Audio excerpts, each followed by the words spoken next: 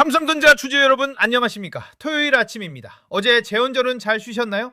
장이 하루 쉬어가면서 이번 주는 목요일이 사실상 마지막 거래일이었죠. 덕분에 모처럼 이틀 연속 차트에서 눈을 뗄 수 있는 주말입니다. 그래서 오늘은 이번 주 등락 얘기는 잠깐 접어두려고 해요.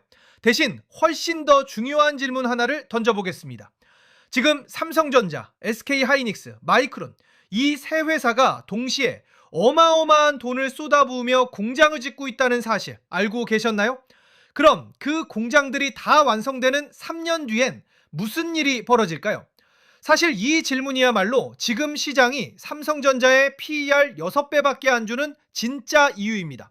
오늘 이 문제를 끝까지 파헤쳐 보겠습니다. 시작하기 전에 구독과 좋아요 한 번씩 부탁드립니다.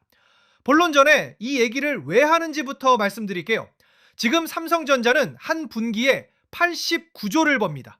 인류 역사상 어떤 기업도 못 해본 실적이에요. 그런데 주가는 이익의 6배 수준에서 거래됩니다. 왜일까요? 시장이 이렇게 묻고 있기 때문입니다. 이거 언제까지 볼 수 있는데, 그리고 그 의심의 근거가 바로 지금 벌어지고 있는 증설 경쟁이에요. 다들 공장을 지으니까 나중에 물건이 넘쳐서 값이 폭락할 거라는 두려움, 이게 피크아웃 공포의 본질입니다. 그러니 이걸 이해하셔야 지금 주가를 제대로 판단하실 수 있어요. 먼저 무슨 일이 벌어지고 있는지 보시죠. 미국 마이크론이 일본 히로시마 공장에 14조 2천억 원을 투자해 신규 제조 동기 공식을 열었습니다. 여기서 AI 가속기에 들어가는 HBM과 차세대 D램을 만들 계획이에요. 출하 시작 시점이 2028년 여름입니다. 업계에선 HBM4E, 그러니까 지금보다 한 세대 이상 앞선 제품을 겨냥한 생산 기지로 보고 있어요. 삼성과 SK하이닉스가 꽉 쥐고 있던 HBM 시장을 정면으로 노린 승부수입니다. 그런데 이게 마이크론 혼자만의 결정이 아니에요. 일본 경제산업성이 건설비의 3분의 1 수준인 최대 5천억 엔을 지원하기로 했습니다. 연구개발 지원까지 합치면 일본 정부가 마이크론에 대주는 돈이 약 7,750억 엔에 달해요. 일본은 2041년까지 반도체와 AI 분야에 101조 엔 규모의 민관 투자를 추진 중입니다. TSMC 구마모토 공장 유치, 라피더스의 2나노 개발에 이어 마이크론 메모리 투자까지 잃어버린 반도체 주도권을 되찾겠다고 국가가 총력전을 펴는 겁니다. 일본만이 아닙니다. 마이크론은 미국 아이다호주 보이시에 최첨단 생산시설을 짓고 있고 뉴욕주에는 1,000억 달러를 투자하는 초대형 D램 공장을 추진 중입니다. 싱가포르에는 약 240억 달러를 들여 웨이퍼 공장을 짓고 있고 대만에서도 인수한 부지에 추가 시설을 세울 계획이에요. 장기적으로 미국 내 D램 생산 비중을 40%까지 끌어올리겠다는 목표까지 세웠습니다. 그야말로 전방위 확장입니다. 그럼 우리는 가만히 있을까요? 아닙니다. 삼성전자와 SK하이닉스도 국내에 어마어마한 증설 계획을 내놨어요. 지난달 말 발표된 서남권 반도체 클러스터에 삼성전자가 425조 원, SK하이닉스가 400조 원을 투입합니다. 여기에 삼성전자는 온양과 천안 HBM 팹에만 56조 원을 따로 투자해요. 평택 PO 공장 공사도 재개해서 2028년 하반기 양산을 목표로 속도를 내고 있고 P4 준공 시점도 앞당기고 있습니다. SK하이닉스는 청주에 100조 원을 투자하고 용인 클러스터 가동 시점도 3개월 앞당겼어요. 자, 여기까지 정리해 보시죠. 마이크론이 일본에, 미국에, 싱가포르에, 대만에 공장을 짓습니다. 삼성전자가 서남권에, 평택에, 온양, 천안에 짓습니다. SK하이닉스가 용인에, 청주에 짓습니다. 그리고 이 공장들이 본격적으로 물건을 쏟아내기 시작하는 시점이 공교롭게도 대부분 2028년 전후예요. 세 회사가 동시에 같은 시점을 겨냥해서 생산 능력을 늘리고 있는 겁니다. 여기서 그 무서운 질문이 나옵니다. 이게 바로 시장이 두려워하는 시나리오입니다. 메모리 반도체는 역사적으로 호황과 불황이 반복되는 산업이었어요. 값이 오르면 다들 공장을 짓고 몇 년 뒤 그 공장들이 한꺼번에 물건을 쏟아내면 공급 과잉이 오고 그러면 가격이 폭락하면서 이익이 순식간에 사라집니다. 이 패턴이 수십 년간 반복됐어요. 그래서 투자자들은 실적이 가장 좋을 때 오히려 겁을 냅니다. 이제 곧 꺾일 텐데 하면서요. 지금 삼성전자가 89조를 벌고도 PER 6배인 이유가 바로 이겁니다. 여기서 반론이 나옵니다. 그리고 이 숫자가 핵심이에요. 지금 메모리 공급 부족 폭이 무려 40%에 달합니다. 수요를 맞추려면 연간 생산이 12% 늘어야 하는데 실제 증가율은 7.5%에 그치고 있어요. 다들 공장을 짓는다고 난리인데도 수요를 못 따라가는 겁니다. 삼성전자와 SK하이닉스의 생산 능력은 이미 완전히 매진됐고 재고는 각각 6주와 2주 수준까지 줄었습니다. 재고 2주면 사실상 만드는 족족 팔려나간다는 뜻이에요. 말이 아니라 당사자들의 증언을 보시죠. 마이크론 CEO 산제이 메우로트라는 최근 이렇게 말했습니다. AI 수요 확대는 아직 초기 단계이고 현재 메모리 공급이 극도로 부족하다고요. 그러면서 공급업체들이 생산 능력을 빠르게 늘리기 어려운 만큼 이 부족 현상이 2028년까지 이어질 수 있다고 했습니다. 인텔 CEO 리프탄도 시스코 AI 서밋에서 메모리 주요 업체로부터 2028년까지 상황 개선 기미가 없다고 경고했어요. 공장을 짓는 사람들이 직접 그래도 모자란다고 말하는 겁니다. 이유가 있습니다. 두 가지예요. 첫째, 수요가 상상을 초월합니다. 엔비디아의 차세대 플랫폼은 서버 한 대에 288GB짜리 HBM4를 요구해요. 빅테크들의 클라우드 투자는 올해만 1000조 원을 넘길 전망이고요. 둘째, 공장은 하루아침에 안 지어집니다. 클린룸을 확보하고 EUV 같은 초정밀 장비를 들여오고 수율을 잡는 데만 몇 년이 걸려요. 그래서 지금 삽을 떠도 물건은 2028년에나 나오는 겁니다. 그 사이의 공백은 아무도 못 메웁니다. 여기에 아주 중요한 배경이 하나 더 있습니다. 마이크론 CEO가 흥미로운 얘기를 했어요. 2023년에 메모리 가격이 급락하고 고객사들이 가격 인하를 압박하면서 업계의 투자 여력이 크게 약해졌다는 겁니다. 그때 다들 공장 투자를 줄였고 그 여파가 지금의 수급 불균형으로 이어졌다는 설명이에요. 무슨 뜻이냐면 지금 부족한 건 3년 전에 안 지었기 때문이라는 겁니다. 그리고 같은 논리로 지금 짓는 것도 3년 뒤에나 효과가 나타나요. 이 시차가 메모리 사이클의 본질입니다.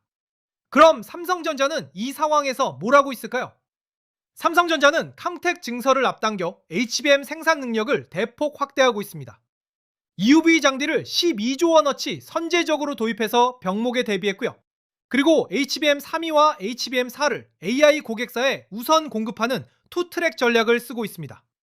여기에 빅테크들과 장기 공급 계약을 맺어서 미래 물량을 미리 확정해두는 전략도 병행하고 있어요.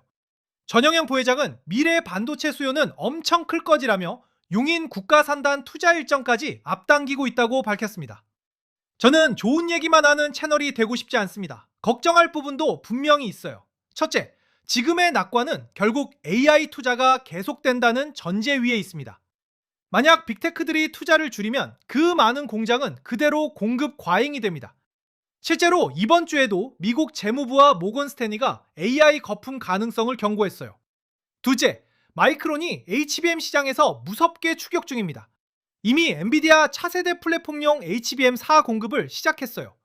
셋째, 메모리 부족이 길어지면 PC나 스마트폰 값이 올라 오히려 수요가 위축될 수 있고 트럼프 행정부가 물가를 이유로 메모리 업계를 압박할 가능성도 거론됩니다.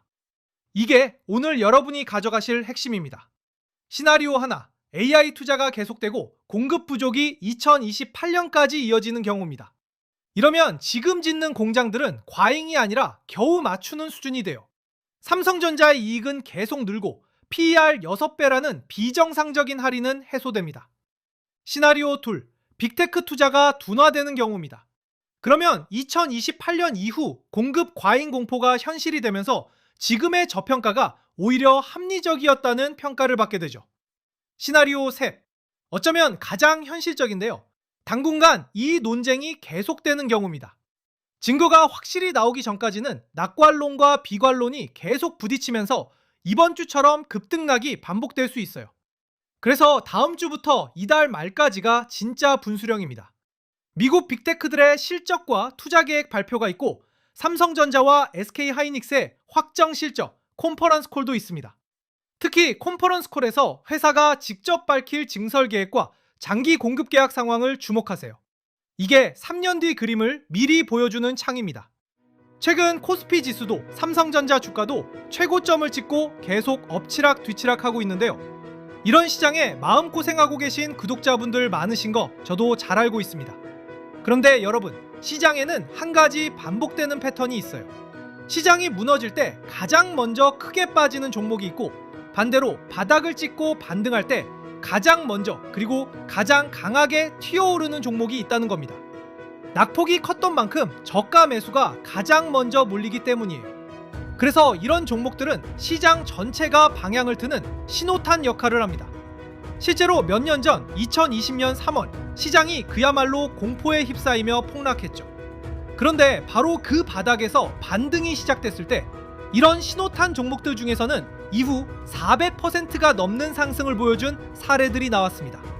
하락의 공포가 가장 클 때 오히려 다음 상승의 주인공이 결정되고 있었던 거예요.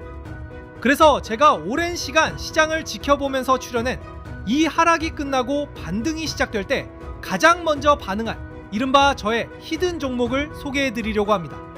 이런 정보는 너도 나도 다 알게 되면 그 가치가 사라지기 때문에 구독자분들께만 조용히 보내드릴 테니까 영상 끝까지 봐주셔야 합니다. 자, 그리고 여기서 이 하락장마저 수익의 기회로 만들고 싶으신 분들 분명히 계실 거예요. 요즘 우리 주식시장에서 가장 뜨거운 게 바로 삼성전자 ETF죠. 특히 이 종목들을 2배로 추종하는 레버리지 ETF는 최근 거래 대금이 폭발하면서 한때 국내 증시 거래의 상당 부분을 차지할 정도로 뜨거웠습니다. 그만큼 많은 분들이 뛰어들고 계신 거예요. 그런데 여기서 꼭 아셔야 할 게 있습니다. 얼마 전 레버리지 상품 중에 주가가 7% 넘게 빠진 날에 오히려 가격이 50% 가까이 폭등하는 말도 안 되는 일이 벌어졌어요. 이게 바로 괴리율이라는 건데, 이런 구조를 모르고 그냥 이름만 보고 들어가시면 방향을 마치고도 손실을 볼 수 있습니다. 지금 이 시장은 위험과 기회가 동시에 커져 있는 상황이에요. 마지막으로 하나 더 준비했습니다. 최근 시장이 워낙 급등락을 반복하다 보니 내 보유 종목이 괜찮은 건지, 내가 잘 산 게 맞는지 걱정하시는 분들이 정말 많으십니다. 그래서 제가 한 분 한 분 시간이 오래 걸리더라도 보유 종목을 직접 분석해서 진단해드리고 있는데요. 특히 제 주력 테마인 반도체와 AI 관련 종목을 갖고 계신다면 조금 더 깊게 진단해드릴 수 있습니다. 확실하게 말씀드리는데 이거 돈 받고 하는 거 절대 아닙니다. 우리나라 주식 역사상 가장 좋은 시장에서 동시에 가장 많은 비투가 이루어지고 있는 게 지금입니다. 그만큼 불안에 떨고 계신 분들이 너무나 많다는 걸 저도 잘 알고 있어요. 그래서 적어도 우리 채널 구독자분들만큼은 제 채널과 함께 웃으면서 성장하셨으면 하는 마음으로 그 기준을 잡아드리고 싶은 겁니다. 제가 바라는 건 딱 하나입니다. 제 채널 구독과 이 영상의 좋아요, 그리고 댓글로 필요하신 자료와 함께 구독 완료라는 짧은 인사 한 번이면 정말로 충분합니다. 그것만 해주셔도 제 채널은 계속 성장해 나갈 수 있으니까요. 신청 방법은 아주 간단합니다. 먼저 구독과 좋아요를 눌러주신 후 설명란과 댓글에 있는 링크로 신청을 해주시면 되는데요. 마지막으로 댓글에 히든 종목, ETF 길잡이, 종목 진단 이 세 가지 중에서 필요하신 것을 남겨주시면 끝입니다. 모두 필요하시면 모두라고 남겨주시고요. 신청 전에 딱 하나만 당부드릴게요. 이 자료는 여러분과 제 채널이 같이 성장하기 위해 만든 만큼 실제 구독자분들에게만 제공해드리고 있습니다. 그런데 자료를 전달해드리거나 종목 분석을 위해서 잠깐 연락을 드리면 광고나 스팸으로 오해하셔서 안 받아가시는 분들이 종종 계세요. 이것만 기억해주세요. 구독과 좋아요를 눌러주신 후 링크로 신청까지 해주셨다면 시간이 걸리더라도 한 분 한 분 순차적으로 연락드려서 자료 전달과 종목 진단까지 해드릴 테니 걱정 마시고 조금만 기다려주시면 됩니다. 정리하겠습니다. 오늘의 핵심은 3년 뒤였습니다. 지금 마이크론이 일본에 14조를 붓고 미국과 싱가포르, 대만에도 공장을 짓습니다. 삼성전자는 서남권에 425조, 온양, 천안, HBM 팹에 56조를 투입하고 SK하이닉스는 청주에 100조를 넣어요. 세 회사가 동시에 2028년을 겨냥해 삽을 떴습니다. 그래서 시장은 공급 과잉을 두려워하고 그 공포가 지금 삼성전자를 PER 6배에 묶어두고 있는 겁니다. 하지만 현실은 공급 부족이 40%에 달하고 생산 증가율은 피로치의 절반을 겨우 넘겨요. 업계 리더들은 하나같이 2028년까지 부족하다고 말합니다. 그럼 다음 주부터 뭘 보고 판단해야 할까요? 세 가지입니다. 첫째, 빅테크의 AI 투자 지속 여부예요. 이게 무너지면 모든 전제가 무너집니다. 이달 말 실적 발표가 첫 시험대입니다. 둘째, 메모리 가격 흐름과 재고 수준입니다. 재고가 계속 바닥이면 부족은 진짜인 거예요. 셋째, 삼성과 SK의 장기 공급 계약 진행 상황입니다. 미래 물량이 미리 팔려나가고 있다면 공급 과잉 공포는 상당 부분 해소됩니다. 주말이니 마음 편하게 들으셨으면 하는 얘기를 드리겠습니다. 지금 삼성전자 주가를 누르는 건 실적이 아닙니다. 3년 뒤에 대한 의심이에요. 그런데 그 의심의 근거였던 증설 경쟁을 정작 공장을 짓는 사람들은 그래도 모자란다고 말하고 있습니다. 회사는 한 분기에 89조를 벌고 하반기엔 더 벌 거라는 전망이 나오는데 주가는 이익의 6배에 팔려요. 시장은 언제나 이 괴리를 결국 메웁니다. 다만 그 시점을 우리가 정할 수 없을 뿐이에요. 참고로 오늘 말씀드린 내용은 공개된 정보를 바탕으로 한 개인 의견이며 투자 판단과 책임은 반드시 본인에게 있다는 점 기억해 주세요. 하루하루의 등락에 휘둘리는 사람이 아니라 3년 뒤를 보고 오늘을 판단하는 사람이 결국 끝까지 살아남습니다. 전 세계에서 지금 이 순간에도 공장이 올라가고 있습니다. 그 콘크리트가 굳는 3년 뒤 삼성전자는 어디에 서 있을까요? 그 답을 이달 말 실적과 컨퍼런스 콜에서 하나씩 확인해 나가시기 바랍니다. 이번 주도 정말 고생 많으셨습니다. 어제 하루 쉬셨으니 오늘도 계좌는 잠시 닫아두고 푹 쉬세요. 도움이 되셨다면 좋아요와 구독 그리고 댓글에 구독 완료 한번 남겨주시고요. 다음 주 시장도 제가 부지런히 정리해서 들고 오겠습니다. 편안한 주말 보내시고 다음 영상에서 뵙겠습니다.